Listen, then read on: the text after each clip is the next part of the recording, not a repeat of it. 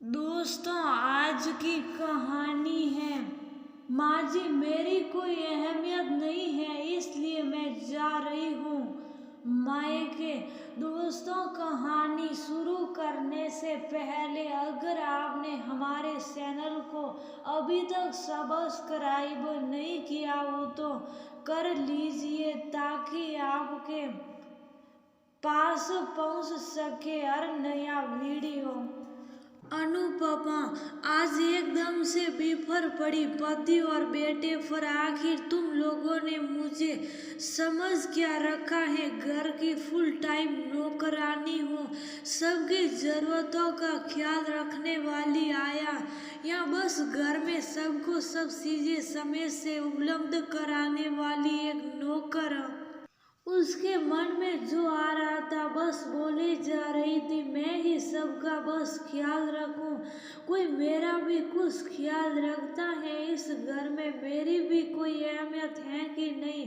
अनुपमा बस सिलाई जा रही थी और खाने की प्लेट दूर सरकाकर उठ खड़ी हुई। नहीं खाना, मुझे खाना, तुम लोग ही खा लो। चली जा रही हूँ मैं कुछ दिनों के लिए कहीं, तब पता चलेगा कि कैसे घर में सब मैनेज होगा। दिन भर सबके लिए करो, लेकिन इस घर में मेरी कोई अहमियत नहीं है। अनुपमा के एक बेटा और एक बेटी थी। कोरोना समय से ही ऑफिस का काम घर से ही हो रहा था।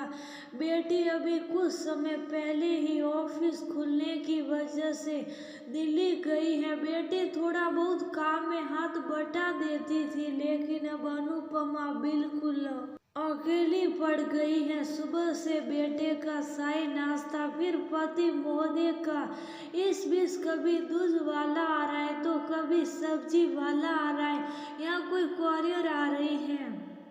बेटा अक्सर ऑनलाइन सामान मंगवाया करता है, उसको कभी लेना है, कोई भी किसी काम को उठकर नहीं जाना है। अनुपमा सब कुछ अकेले करते हुए परेशान हो जाती है, बस एक पैर से सुबह से दौड़ती ही रहती है।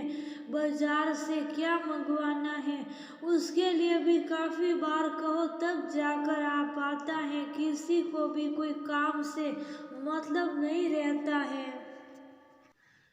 कोई ये भी नहीं समझता कि दिन भर और रोजाना वही काम करते करते कभी अनुपमा भी थक जाती होगी। अनुपमा को लगता कभी उससे भी तो कोई पूछे कि नाश्ता किया कि नहीं, खाना खाया कि नहीं,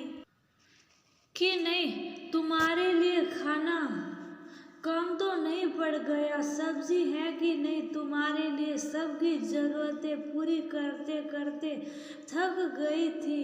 अनुपमा सोचती थी, मैं तो इस घर के लिए सिर्फ नौकरानी बनकर रह गई हूँ।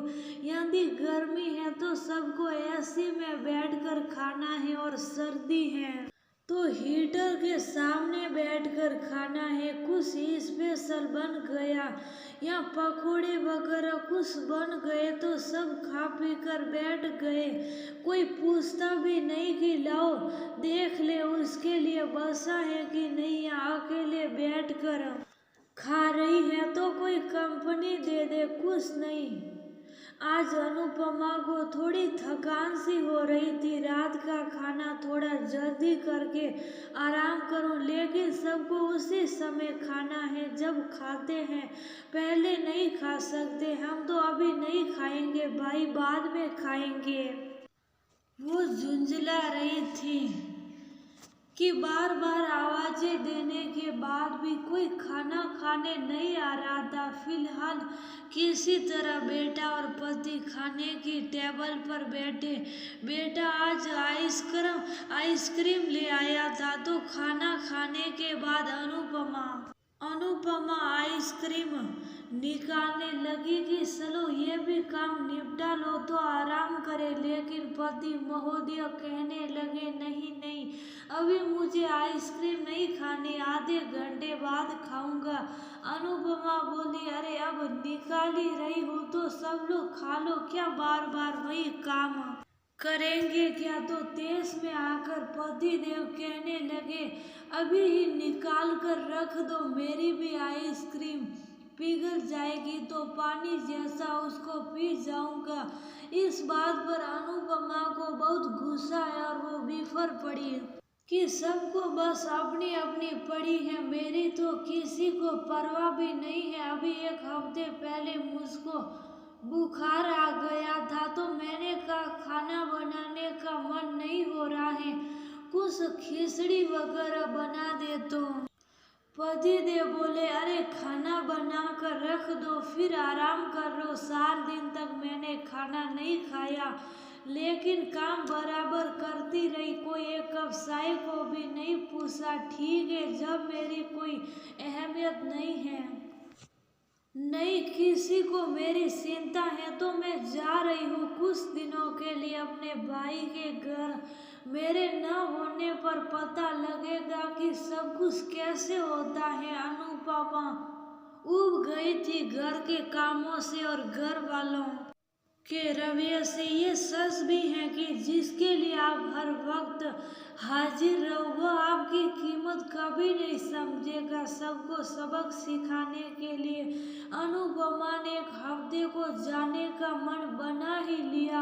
हालांकि उसको पता था कि उसके पीछे घर की क्या हालत होगी, फिर भी उसने बेटे से कहा, मेरा टिकट बनवा दो। उसने घर में बर्तन धोने वाली मीना से कहा, तुम खाना और नाश्ता दो बना दे कर रख देना और शाम के लिए पूछ लेना, जैसा कहे वैसा कर देना। आज अनुपमा चली गई भाई के घर में जब कोई न हो देखने वाला तो आप कितना भी कठोर मन बना लो लेकिन घर की चिंताएं आपको लगी ही रहती हैं। भाई के घर से भी अनुपमा मीना को फोन करके बताती रहती थी, नाश्ता क्या बनाओ, खाना क्या बनाओ। अब मीना खाना बनाकर चली जाती, फिर उसको गरम करो और अपने हाथ से निकाल कर लेना पड़ेगा।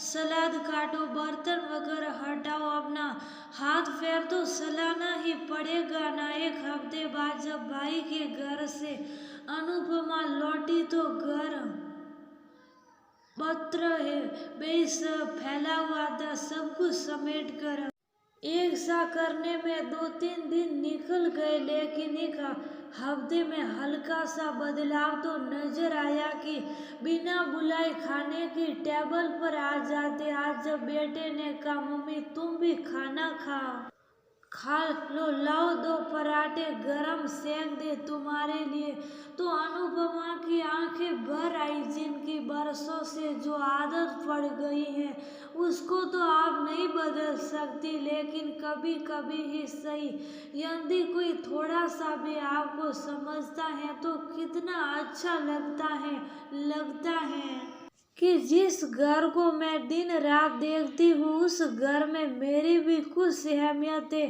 एक पत्नी और माँ का दिल तो धड़कता ही है, परिवार और बच्चों के लिए ही है, बस थोड़ा सा उनका भी ध्यान रखें।